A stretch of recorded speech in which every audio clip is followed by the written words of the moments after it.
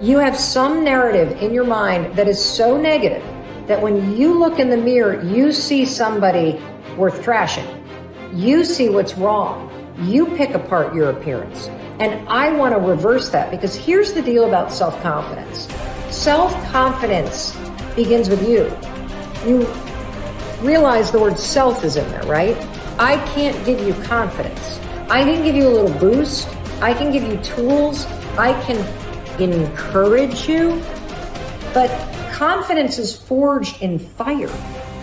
It's something that's within you. And here's the thing I want you to realize about confidence. You are a confident person. That's why you miss feeling that way. You can only miss what you know. You've just been blocked from the feeling of it. And wherever you are right now in your life, I'm telling you, confidence is in there. You just got to figure out how to tap into it. If you're holding on to something that does not serve you, you are making a terrible error.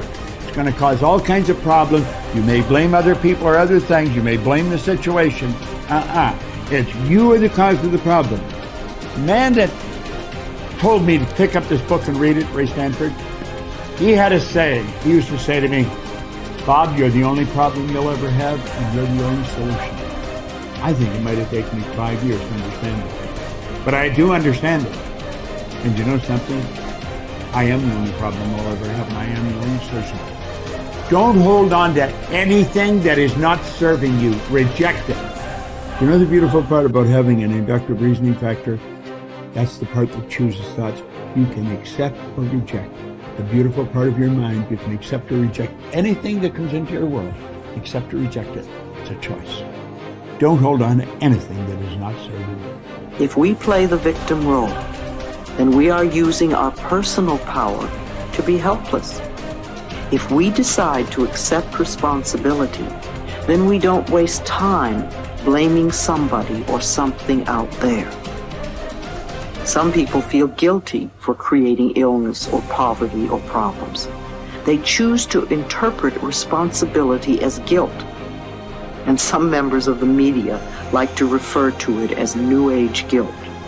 These people often feel guilty because they believe that they have failed in some way. However, they usually accept everything as a guilt trip in one way or another, because it's another way to make themselves wrong. And that is not what I'm talking about.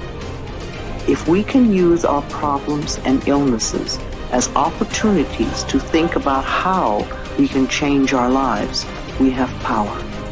Here's something I want you to keep in mind. Life is a fight for territory. And once you stop fighting for what you want, what you don't want will automatically take over. In the past, if you look at it, people have perceived themselves as victims of everything around them, victims of circumstances. And then we go, I'm sorry, life did not give me those wonderful things that other people have. And the simple reality is, no, if you have an issue, it's not the outside. This is what we've always, universe, give me something. We now know that our issues are internal. It's our own subconscious beliefs that we've been programmed with of disempowerment. Like when a child is growing up and getting its programs, so think of what things parents say. Oh, you don't deserve this. Who do you think you are? I mean, the parents didn't mean that for your whole life. They were trying to, goad you, needle you to make a change, so they would say these things. 95% of our life comes from those programs. So if you have disempowering beliefs about who you think you are, because you got them from other people, that's how you know who you are. These disempowering beliefs play 95% of the day in an average person's life. So I say, my wishes and desires, I want success, I want great relationships, I want all these wonderful things, I want health. I go, that's conscious minds, because conscious mind's creative. But as science reveals, only 5% of the day are we operating from our own personal wishes and desires. 95% of the day we operate from the programs that we got in the first 7 years. And if those programs, which psychologists have told us 70% are negative and disempowering and self-sabotaging, I say, good, apply these 95% of the day in your life. And you realize why your life is a struggle. It's not a struggle because the universe is not providing. It's a struggle because your own consciousness is not accepting. And this is where we have to change. And so getting control of your mind, taking charge of your consciousness is a way of overcoming those limitations. There are many different ways to take this control back in your life. And one of them is the ability to, like in yoga, for example, to be the master of your mind and not let it run the monkey mind. Let it run. No, I want this. Don't let this other one go. And so overcoming the old self allows us to become somebody else. And there is that period of transition. Yeah. I call it the void, where there's just not a lot happening. And you just got to be able to keep going and continuously get to the end of your belief, where most people stop. I just had a fabulous conversation with someone this weekend. Broke through to the other side, and now there's so much magic happening around this person. But she's worthy now to receive it. And that is the key, because the universe only gives us what we think we're worthy of receiving. So we got to become initiated into this and understand it. Thousands of years of programming that says that we have to change things matter to matter, in three-dimensional reality. And it will take time, but to begin to connect to that resource called the quantum field and create from the field instead of from matter, there's a lot of unlearning that has to go on. You have to really begin to mentally rehearse. So you ask yourself at the end of your day, I do this every day. How'd I do? How'd I do today, bro? How'd you do? Did you do good? Where'd you fall from grace? What was it that caused you to go unconscious for the rest of the day? What was that moment? Now, if you're a student of life, you'll begin to contemplate, well, it was that person that said that thing, then I reacted, or I got this email, or things didn't go my way, and I started feeling angry or frustrated or fearful. The next time that happens, how could I involve my experience? Now, you may have to search for some answers of the best model to build, or you may actually have a long contemplation and start to go, God, the next time that happens, I think I'm going to do this, or I'm going to do that, or I'm going to plan my behaviors.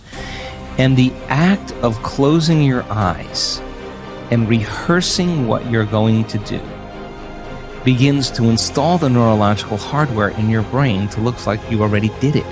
Now the brain is no longer a record of the past. Now it's a map to the future. And if you keep installing that hardware, the hardware will become a software program, which means you'll just start acting like a happy person. Why? There's no magic there. You installed the circuitry. So that's more important than the news. Right. It's more important than answering any email or any text. It's more important than talking about your past. If you want to enjoy self-confidence on the outside, you must practice complete integrity on the inside. The foundation of self-confidence is for you to live your life consistent with your innermost values and principles, while thinking and acting in harmony with your highest aspirations. Men and women with the most solid self-confidence are those who are absolutely clear about what it is they believe to be right and good and worthwhile, and who live their lives consistent with these values. Everything they do or say is an expression of their innermost convictions. Your whole world can fall down around you, but as long as you know that you are doing the right thing, you will have a deep inner sense of calm that will manifest itself in an attitude of confidence and self-assurance in any situation. You will have many ups and downs in life. But what is most important is that you remain true to yourself. Your true values are only expressed in your actions, in what you do. You can tell what you truly believe by observing what you do in any situation in which you have to make a choice, especially when you are under stress and pulled in two directions at once, with opposing demands or responsibilities. This is when your true values are revealed. The action that you take in any given situation will tell you which of your values is uppermost or whether you have any values at all. It is not what you say, hope, wish, or intend, but only what you do that counts. Your choices of the actions you take tell you unerringly who you really are. You can develop within yourself a superb set of values by acting as though you already had those values. You can develop integrity and courage and compassion and confidence by behaving as though you already had these qualities. The more you act the part, especially when you demonstrate these qualities under stress or when you feel like doing or saying something else, the more rapidly these qualities become a permanent part of your mental makeup. The more you practice good values, the more rapidly you become a truly superior person. The keys to developing the unshakable self-confidence that will make everything else possible for you are self-control, self-mastery, and self-discipline. Self-confidence can come directly by behaving in a self-confident manner, but more often it comes indirectly by doing and saying the things and practicing the behaviors that lead to self-confidence. The most important self-development behavior is living consistently with your highest values at every opportunity